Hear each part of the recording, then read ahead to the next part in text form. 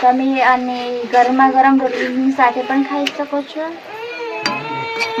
અથવા બાજરીના રોટલા પણ સાથે ખાઈ શકો છો.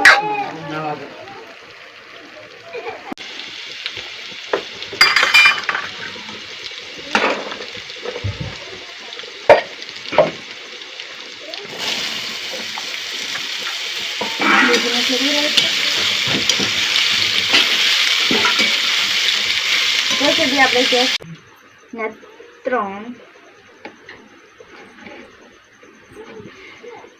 ચમચા પાડીશું.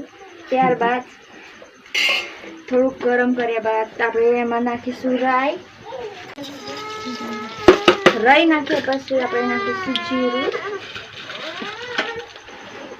આપણે નાખીશું લીંબુના પાના, તેનાથી સ્વાદ સરસ આવે છે. એમાં લસણ ઉમેરીશું, લસણને સાંતળી લેવું.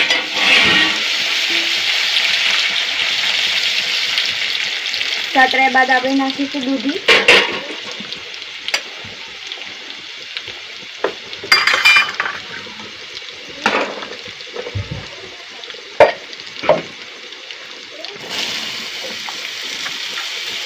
દૂધીને ફેરવી લઈશું. સુધી આપણે ગેસ બંધ કરી દઈશું.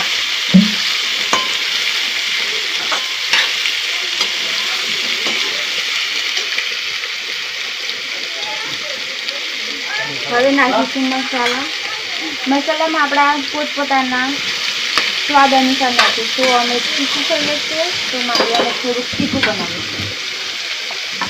જો બહુ વધારે તીખું ના ખાતા હોય તો બહુ વધારે તીખું નહીં નાખવું. અમે અડધી ચમચી નાખીશું.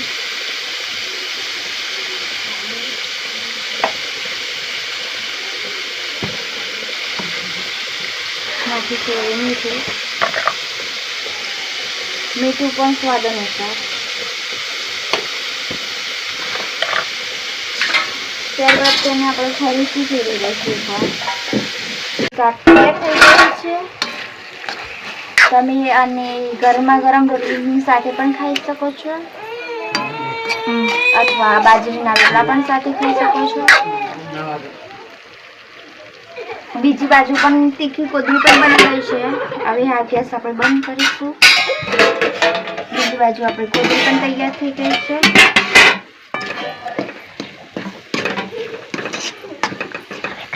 આને પણ આપણે બંધ કરીશું.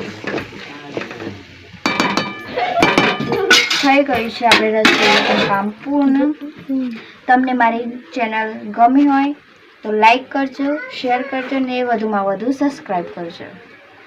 હું છું કિંજલ સોલંકી. મળીશું આવતા એપિસોડમાં.